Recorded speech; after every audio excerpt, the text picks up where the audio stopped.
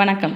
நம்ம Bharathan moms fix YouTube சேனலில் இன்றைக்கி நாம் பார்க்க போகிறது வெஜிடபிள் பன்னீர் ஃப்ரைட் ரைஸ். ரொம்ப சிம்பிளாகவும் அதே நேரத்தில் நல்லா ஹெல்த்தியாகவும் இந்த ரைஸ் பண்ணலாம்.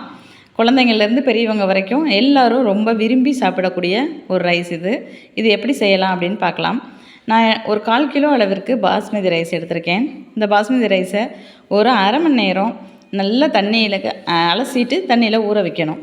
இந்த ஊற வச்சது எவ்வளோ தூரம் நம்மளுக்கு வேக வைக்கணுமோ, அதாவது ரொம்ப உடையாமல் சாஃப்டாக இருக்கிற அளவுக்கு நாம் இதை வேக வச்சு எடுத்துக்கலாம். நம்ம எடுத்து பார்க்கும்போதே தெரியும் இது வெந்துருச்சா இல்லையா அப்படின்னு. அது வேக போகிறதுக்கு முன்னால் நாம் அதில் 2 ஸ்பூன் அளவுக்கு எண்ணெய் விட்டுக்கணும், கொஞ்சம் உப்பு சேர்த்துக்கணும். அப்படி சேர்க்குறதுனால நம்மளுக்கு ஒரு நல்ல டேஸ்ட்டாகவும் இருக்கும்.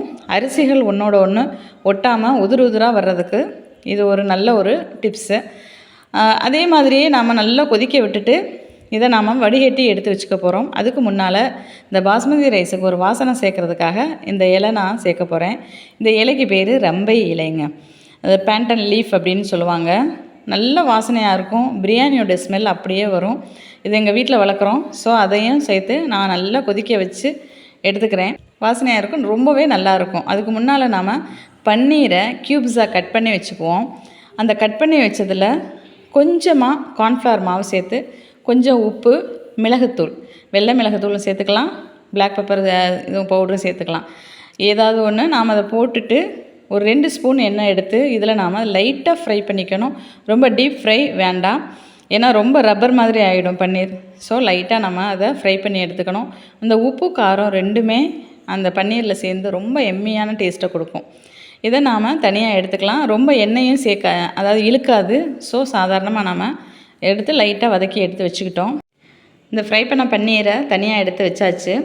நாம் அந்த வாணலிலேயே, அதாவது பன்னீர் ஃப்ரை பண்ண வாணலிலேயே திரும்ப நாம் 2 ஸ்பூன் எண்ணெய் விட்டு இதில் நல்ல வெங்காயத்தை எடுத்து பொன்னிறமாக வதக்கிக்க போகிறோம். வெங்காயத்தை ரொம்ப பொடியாக கட் பண்ணிக்க வேண்டாம்.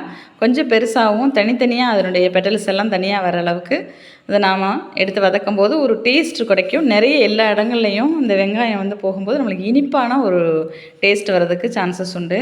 அதுக்காகத்தான். அதோட 3 பச்சை மிளகாய் நம்ம உரைப்புக்கு ஏற்ற மாதிரி. அது தவிர வெஜிடபிள்ஸில் பட்டாணி, நல்ல சாஃப்டாக துருவி வச்சுக்கிற கோஸ், ஆனியன் லீஃப், பீன்ஸ், கேரட், இது எல்லாத்தையுமே பொடி பொடியாக நான் நறுக்கி வச்சுருக்கேன். உங்களுக்கு பிடிச்சதுன்னா இன்னும் காலிஃப்ளவரோ இல்லை வேறு எந்த வெஜிடபிள்ஸோ நம்மளுக்கு போட்டுக்கலாம். இது நிறைய வெஜிடபிள்ஸ் சேர்க்கும்போது நல்ல ஃபைபராக இருக்கும், நல்ல ஹெல்த்தியான ஃபுட்டாகவும் அது சேஞ்ச் ஆகும். இதை லைட்டாக உப்பு போட்டு நம்ம நல்லா மூடி வேக வச்சு எடுத்தாச்சு. ஏற்கனவே நம்ம வடித்து வச்ச சாதம் பாருங்கள், உதிராக வந்திருக்கு. ரொம்பவும் நாம் அழுத்தி மூடிட வேண்டாம்.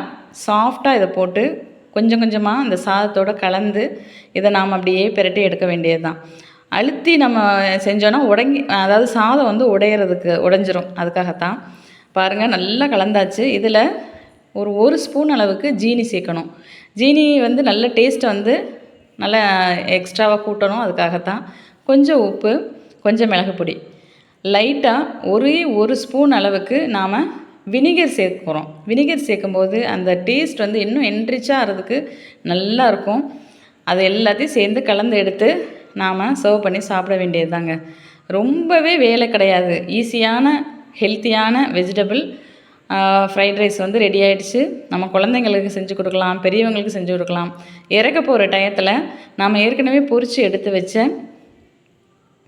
பன்னீர் அதையும் சேர்த்து நம்ம மிக்ஸ் பண்ணிவிட்டு சர்வ் பண்ண வேண்டியதாங்க. சூப்பரான பன்னீர் ஃப்ரைட் ரைஸ் ரெடி.